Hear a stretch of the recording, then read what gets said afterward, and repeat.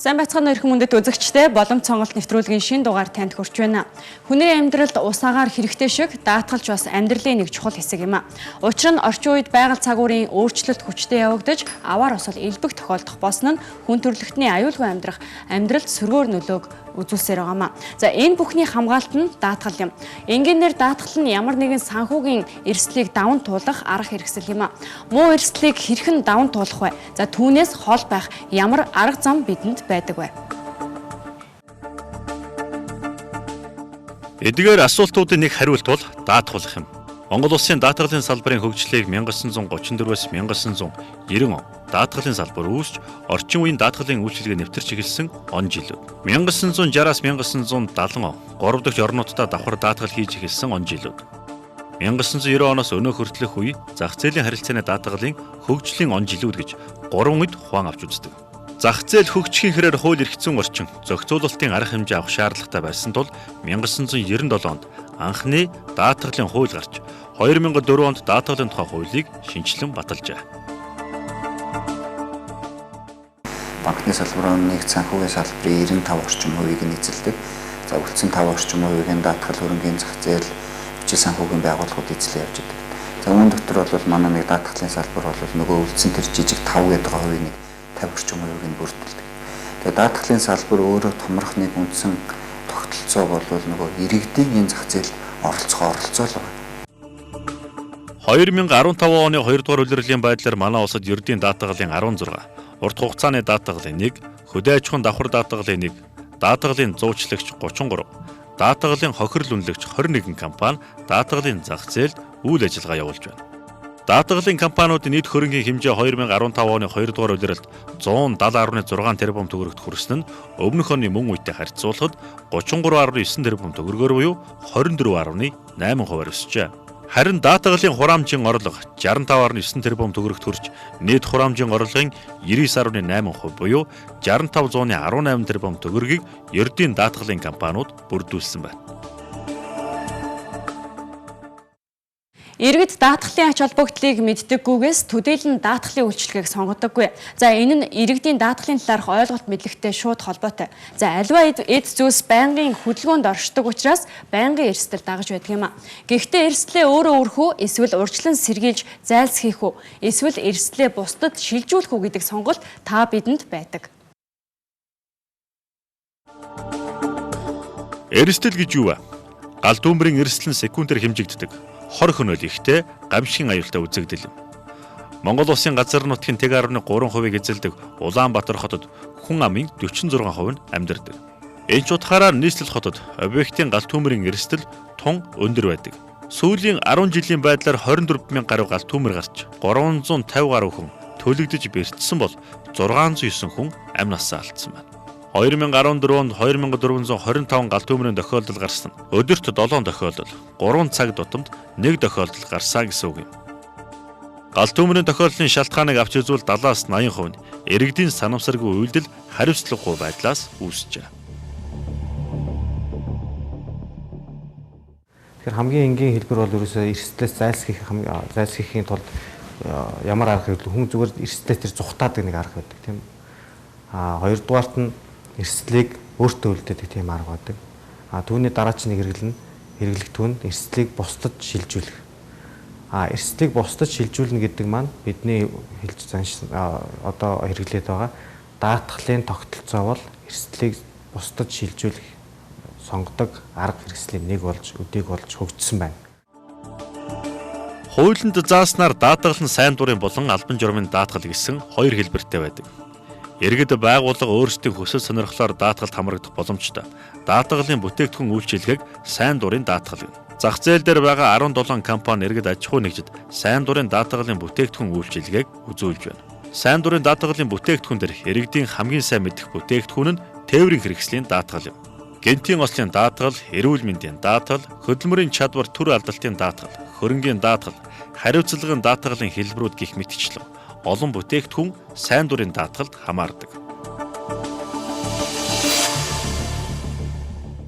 Хамгийн чухал зүйл нь юу гэхтэй зэрэг сайн дурын даатгалын бүтээгдэхүүнийг сонгохдоо иргэд зөв даатгалын бүтээгдэхүүнийг сонгох ёстой. Зөв даатгалын бүтээгдэхүүнийг сонгохоос өмнө иргэд байгууллагууд өөрсдийнхээ эрсдлийг зөв тодорхойлсон байх хэрэгтэй. Эрсдлээ зөв танин мэдээд зөв тодорхойлсон байхад надад ямар төрлийн даатгалын бүтээгдэхүүн үйлчилгээ хэрэгтэй вэ гэдэг зүйл дээр иргэд даатгуулагч маань түүнийг тодорхойлж даатгалын бүтээгдэхүүнээ авах бүтээгдэхүүнээ одоо сонгох хэрэгтэй. Ингэж сонгосныхаа дараа даатгал иргэн байгууллагууд маань юу гэхснээр даатгалын гэрээг маш сайн уншиж танилцаж түүнтэй гэрээ байгууллагатай гэрээний нөхцөлийг сайтар уншиж танилцсан байх хэрэгтэй. Улс орны эдийн засгийн өсөлтийг дагаж урт хугацааны даатгал нь ердийн даатгалаас илүү хурдтай өсөх, санхүүгийн үзүүлэлтүүд нь зах зээлд дийлэн хувийг эзэлдэг нь олон улсын даатгалын салбарт харагддаг. Харин манай улсад өнөөдрийн байдлаар урт хугацааны даатгалын ганц компани үйл ажиллагаа явуулж байгаа нь амьдралын даатгал юм. 2008 оноос хойш урт хугацааны даатгалын үйл ажиллагаа явуулж байгаа тус компани хөрөнгийн хэмжээ сүүлийн 5 жилийн байдлаар тогтмол өсөлттэй байна. Амьдралын даатгал нь эрүүл мэндийн даатгал, тэтгэврийн даатгал, хуримтлалын даатгал, амь насны даатгал гэсэн чиглэлээр иргэдэд үйлчилгээ үзүүлдэг. За ердийн даатгал, амьдралын даатгалын гол ялгаа нь юу вэ гэхээр та эд хөрөнгө хариуцлагатай холбоотой одоо баялагийг бол ердийн даатгалд даатгуулдаг бол тэр баялагийг бүтээж байгаа одоо эрдэнэт хүмүүний амь нас эрүүл мэндийг амьдралын даатгалд даатгадаг байгаа. Даатгалын яг үндсэн зарчим нь тодорхой эрсдлүүдийг багцдан даатгаад тэндээс гарах эрсдлийг одоо шилжүүлдэг гэж ойлгож болно. Тэгэхээр нөхөн төлбөр буцааж авах тал дээр бол одоо бүхэл даатгалын компаниуд адилхан байгаа. Даатгавлаа тэгээд нөхөн төлбөр гарахгүй бол тухайн цаг үеийнх нь эрсдэл нь хаагдаад явагддаг байгаа. За яг манай компани хувьд нөхөн төлбөр дээр маш уян хатан бодлогыг баримталж ирсэн. Ер нь бол бид нэг нийт ярьж байгаа нөхөн төлбөрийн хүсэлтийн 99 орчим хувийг зөвшөөрсөн, олгосон байдалтай байдаг. Тэгэхээр даатгуулагчтайгаа итгэлийг олох, харилцан гэрээнийхээ үүргийг биелүүлэх тал дээр бид нэр яг хуулийнхаа дагуу ажиллагаа гэж ойлгож байна. Өнгөрсөн борооны хойноос цув нүмерх биш бороонд явсан ч норохгүй үлдэх тэр боломж нь даатгалд хамрагдсан танд нөхөн төлбөрөөр өрөөгөөж өгдөг юм а. Даатгалын компаниуд 2014 оны 6 дугаар сарын 30-ны байдлаар 15.6 тэрбум төгрөгийн нөхөн төлбөр олгосон бол за энэ онд нөхөн төлбөрийн хэмжээ өмнөх оны үеэс 5 тэрбум төгрөгөөр өсч 20.4 тэрбум төгрөгт хүрчээ. Даатгалын гэрээн дээр даатгалын нөхөн төлбөрийн олгох хугацаа гэж бий.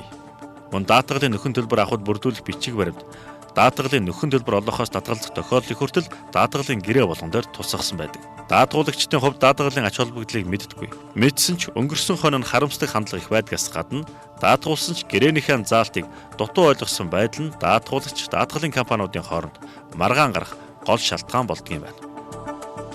Манай компанийн хувьд нэг л маш том бодлого байгаа. Бид нар хүнийг даатган зовсууч нь туслана гэдэг гэрээгээ хүлээс үүргээ нэгэн тал гэрээ үүр хүлээсэн юм бол гэрээн дээр одоо цусан зүйлэн тохиолдоход даатгалын нөхөн төлбөрийг ямар ч тохиолдолд олон гэсэн ганц л арчим баримталдаг.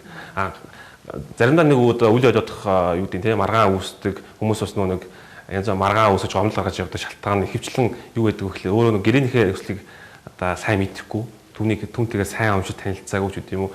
Огт энэ гэрээнд нь хамаагүй зүйлийг хэмжилж орж ирдэг тийм. Эсвэл гэрээнийхээ өргүүдийг биелүүлээгүй байдаг. За хамгийн одоо наазахын жишээ бол зам тээврийн осолд холбогдчиход зам тээврийн одоо тэр ослыг шалгах хэрэг бүхий байгууллага замын цаатаагаа дуудаж шалгуулалгүйгээр за зүгээр нэг ийм осол болчлоо гэж бидэд ирдэг. Тэгвэл бид нар тэрний ямар нэгэн байдлаар нотлох боломжгүй хэний буруу болсон, хэний зүг болсон, та өнөхөр машин барьж явсан юм уу?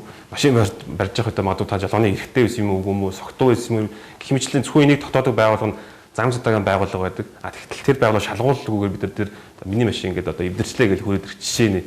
За ингээл цаашлаад маш олон зүйл байгаа л да. Одоо зүгээр явж моторын цогцохлоорэ миний мотор цогцлоо гэж ярьдаг ч юм уу тий. Даатгах юу даатгаж болдог, юу даатгаж болдгүй вэ? Одоо энэ ердийн даатгалын компаниуд ер нь ямар хэнийг юунаас даатгаж болдсон бэ гэдгийг бас ойлгох хэрэгтэй. Албан журмын даатгал бол ихэвчлэн нийгэмд чиглэгдсэн зорилготой байдаг.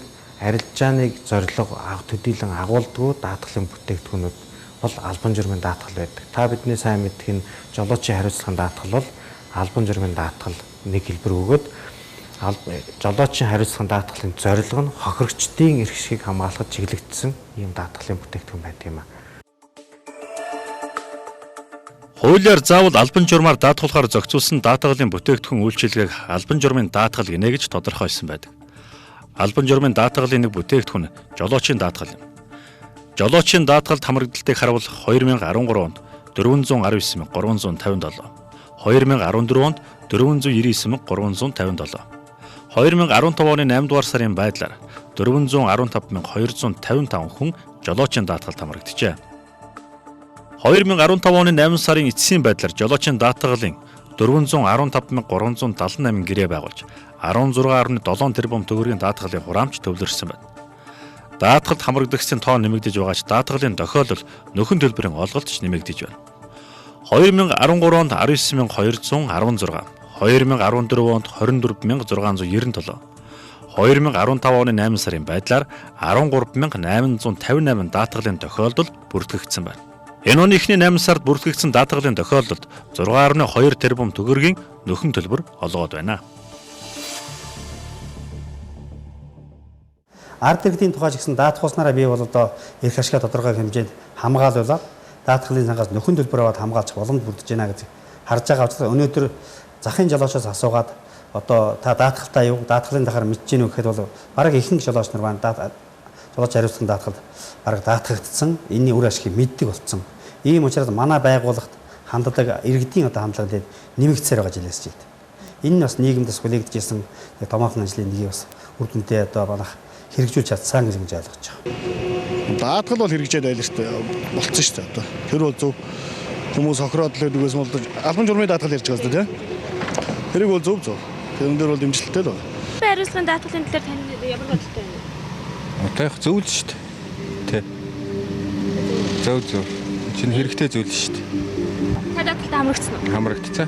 Даатгалтай байх хэрэгтэй. Даатгалын компаниудын үйлчлэгээ юу нэр байна? Яг бид нар нэг актер тэр аваар гаргаж янз бүр болгож үйлчлүүлэг болохоор сайн мэдэхгүй л байна. Даатгалал төлждөг наан цаана юм болохгүй бид нарт ирж үйлчлэхгүй юм чинь мэдэхгүй шүү дээ. Тэр уг нь байх ёстой зүйл гэж бодож байгаа шүү дээ. Бас хариуцлага төлжлээ даатгалаа цаг хугацаанд төлжлөө гэсэн. Яг бас юм болоход олдж илээ даатгалаас бол. Даатгалын компаниуд үйлчлэгээр нь хэр байна? За миний даатгуулсан Монроо даатгуулсан ер нь бас юм болоход ирж илээ шүү. Энэ дээр л тэр төргийн шуурхай үйлчилж байна. Төргийн шуурхай үйлчилж илээ. Тэрэн дээр бас би бас баярлжлаа. Энэ оны 2 дугаар улирлын байдлаар даатгалын салбарын нийт хураамжийн орлого 65.9 тэрбум төгрөгт хүрч өмнөх оны мөн үеэс 116 дахин өсжээ. Нийт даатгалын хураамжийн орлогын 13 орчим тэрбум төгрөг нь жолоочийн хариуцлагын даатгалын орлогоос бүрдсэн байна. Ер нь сайн дурын даатгуулж байгаа хүмүүс бол ер нь даатгуулсан ч болон даатгуулахгүй байсан болгосон ийм ойлголттой байдаг байсан. Албан журмаар даатгуулна гэдэг энэ одоо хууль хэрэгжиж эхэлснээр хүн болгон бол бас хариуцлагатай болох ийм одоо тал руугаа орсон. Би бол одоо бас хариуцлагатай өөрийнхөө хариуцлага алдах юм бол тэрийг одоо юу гэдгийг эрх ашиг хамгаалахын тулд зааш даатгуулах шаардлагатай байна гэдэг ийм ойлголттой бас нэг талдаа. Нөгөө талдаа даатгалын компаниудын бас уялдаа холбоо сайжирч өгсөн. Ийм учраас даатгалын компаниуд өөрөө тал дэшээ харсан тийм биеинтэйг өрсөлдөх маягтай байсан бол ер нь даатгалын чиглэлээр үйл ажиллагаа явуулж байгаа бол нэгдсэн бодлоготой нэгдсэн байдлаар одоо явж одоо өөрсдөө үр дүнд хүрэх юмаа гэдгээ бас олж харсан. Ингэж одоо зангидаж өгснөөр бас мань даатгалын байгууллага нэлээд том хэмжээнд хувь нэмэр оруулсан гэж ойлгож байгаа.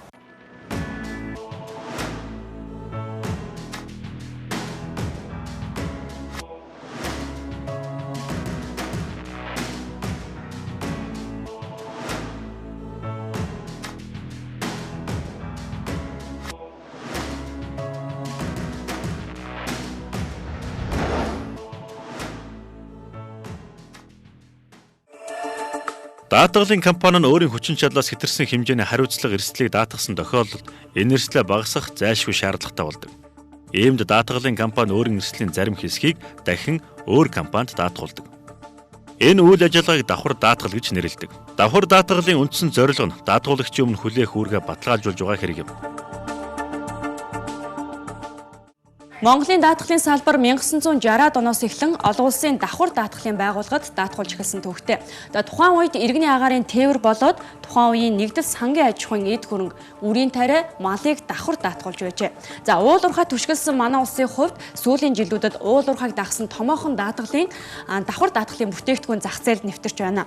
Өмнө нь даатгалын компаниуд тухайн даатгалын гэрээг давхар даатгадаг байдал түгээмэл байсан бол одоо даатгалын компаниуд өөрсдийн нийт даатгалын багцыг давхар даатгадаг олон улсын жишг манай улсын даатгалын салбарт төлхөө нэвтэрч байна.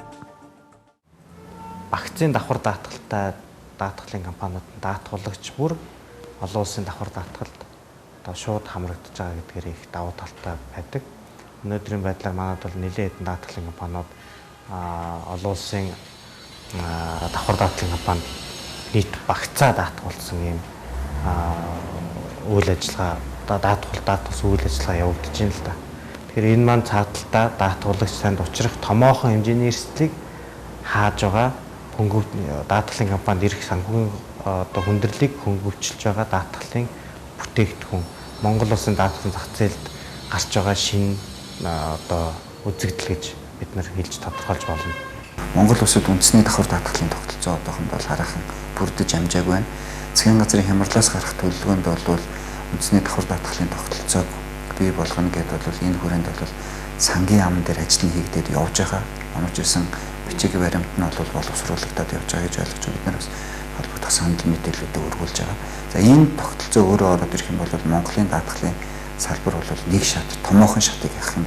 Энэ бол иргэд эрсдлээ тийм ээ даатгалын компанид даатгуулж байгаа бол даатгалын компаниуд өөрсдөд учирч болох эрсдлээ даатгадаг тогтолцоог үндэсний давхар даатгалын тогтолцоо гэж нэрлэдэг байгаа байхгүй.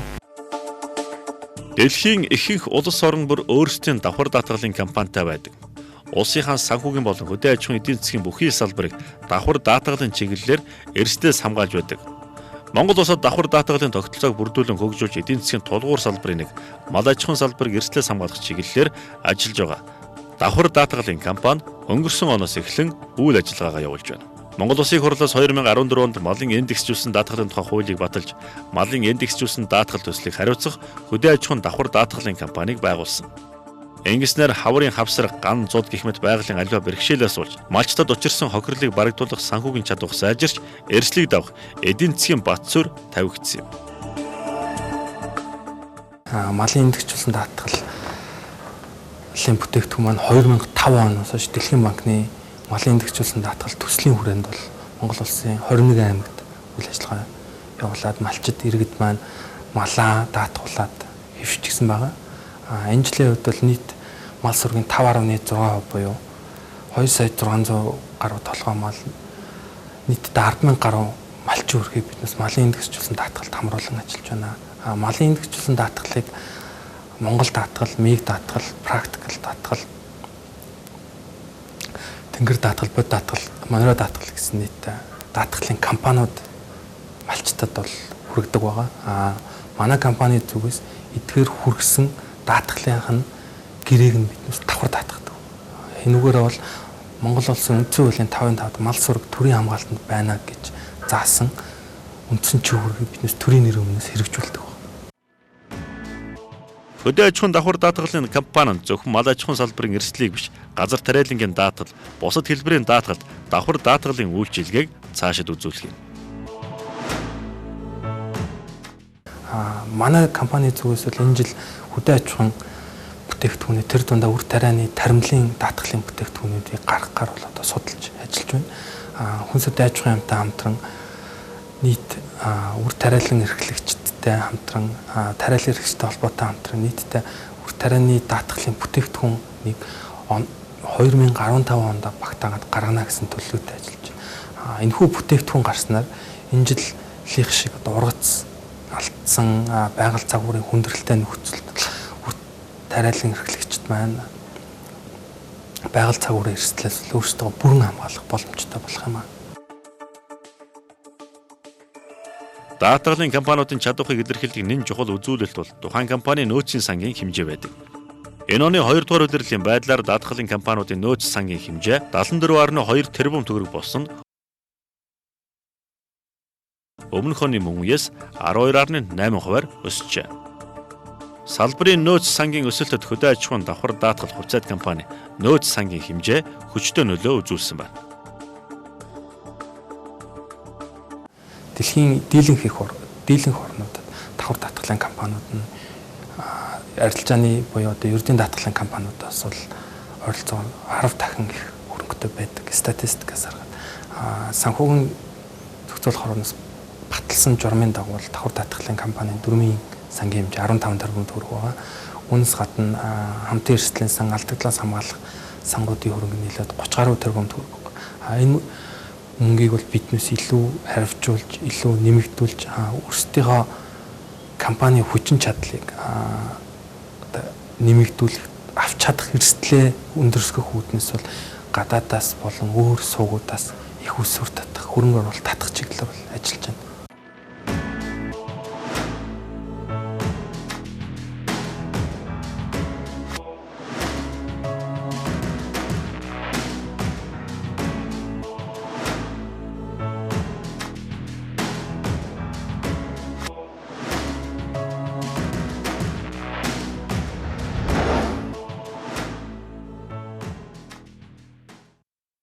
Манай улсын даатгалын зах зээлийн хөгжил даатгуулагчдын үйл хөдлөлөөс шууд хамаарч байдаг. За иймээс иргэдийн даатгалын талаарх мэдлэг мэдээллийг дээшлүүлэх, санхүүгийн боловсрол олгох чиглэлд санхүүгийн зохицуулах хороо онцгойлон анхаарч ажилладаг. За мөн ямар нэгэн байдлаар даатгуулагч таны хууль ёсны ашиг сонирхол, эрх ашиг хөндөгдсөн, зөрчигдсөн гэж үзвэл даатгалын тухай хуулийн дагуу таны гомдлыг санхүүгийн зохицуулах хороо авч шийдвэрлэх үүрэгтэй байдаг юм а. За 2014 оны хувьд санхүүгийн зохицуулах хороонд даатгалын үйл ажиллагаатай холбоотой 160 гаруй даатгалын тохиолдол гомдол ирснээс 153 даатгуулагчдад нөхөн төлбөр олгох шийдвэр гаргаж даатгалын компаниуд 450 гаруй сая төгрөгийн нөхөн төлбөрийг олгожээ. За санхүүгийн зохицуулах хорооноос иргэдийн санал гомдлыг хүлээн авч шийдвэрлэхээс гадна зах зээлийг хөгжүүлэх чиглэлд олон арга хэмжээг авч ажилладаг юм а. Даатгалын салбарт үйл ажиллагаа явуулж байгаа даатгагчдаас бол нөгөө татан төлбөр өгсөн байгаа нөөц хөрөнгөөсөө хөрөнгөний зах зээлд оролцох мөн бичиг санхүүгийн салбарт оролцох боломжуудыг нээж өгч хөрөнгө оруулалтын өгөөжөөсөө бол ашиг хүртэх одоо энэ боломжийг бид нэлээд өндөр болгож өгсөн байгаа. Энэ бол даатгалын салбарт хүлээгдэжсэн томхон хүлээлтийн нэг бол хүмүүс.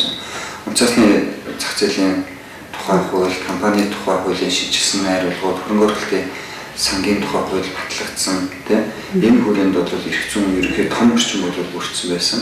Энэ зах зээлийн хоорондын үйл ажиллагааг энэ бол явуулах эрх зүйн боломжоор даатгалын компаниудыг бол сая 2015 оны дунд үед бол бид ингэж хангаж өгсөн байна. Өнөөдрийн байдлаар даатгалын салбарт ердийн даатгалын 15 компани 16 хэлбэрийн 520 гаруй даатгалын бүтээгдэхүүн, амьдралын даатгалын 1 компани 6 хэлбэрийн 10-аад даатгалын бүтээгдэхүүнээр үйлчилгээ үзүүлж байна. Манай улсын даатгалын салбар уламжлалт даатгалын бүтээгдэхүүнүүд болон зах зээлийн хөгжлөө дагаж шинэ бүтээгдэхүүн үйлчилгээг нэвтрүүлж байна. Энэ оны хувьд даатгалын салбарт нэгэн шинэ бүтээгдэхүүн гарсан нь бондын даатгал юм.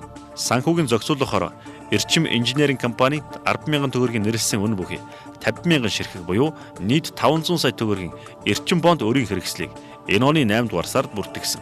Энэ нь Монголын хөрөнгийн зах зээлд гарч байгаа анхны даатгагдсан бонд боллоо гэсэн үг юм. Даатгагдсан бонд гэдэг нь үнэт цаас гаргагч компани хугацааны эцэст үндсэн болон хүүгийн төлбөрийн эргэн төлөлтийг хийх чадваргүй болсон тохиолдолд даатгагч компани тухайн өрийн хэрэгслийн үндсэн болон хүүгийн эргэн төлөлтийг хийх юм. Хөрөнгө оруулагч юу бонд худалдаа авахчийн эрсдэлгүй байлгах. Нэг өсний бонд гаргагч маань одоо ямар үйл ажиллагааныхаа доголдоос болоод одоо бондынхаа үндсэн төлбөрөөр хүүг төлж чадахгүй зүрх юм бол тэр одоо бонд гаргагчийн нэрийн өмнөөс даатгагч хөрөнгө оруулагч юу тэр одоо бонд худалдаа авахчдын төлбөрийг барагдуулна гэсэн. Тэгэхээр бол одоо ер нь ийм нөхцөлд бол тухайн зах зээлд хөрөнгө оруулагчдад одоо эрсдлээ тооцож үзээд эрсдэл нь бага юм ба гэдэг одоо орхон зах зээл нь бол ээлжтэй бас эрсдэл багтаа болсон гэж ойлгож байна. Хүмүүсийн даатгалд итгэх итгэл, шашин шүтлэг, боловсролоос гадна салбарын хууль эрх зүйн орчин, журам, дүрм, бүтээгдэхүүн үйлчилгээ зэрэгч даатгалын салбарын хөгжил чухал нөлөө үзүүлдэг юм а. За санхүүгийн зохицуулах хороотой хамтран бэлтгэдэг, иргэн таны санхүүгийн боловсролд зориулан бэлтгэж байгаа боломж сонголт нэвтрүүлгийн энэ удаагийн дугаар энд хүрээд өндөрлөж байна. Хамт байсан үзэгчдэнд баярлалаа.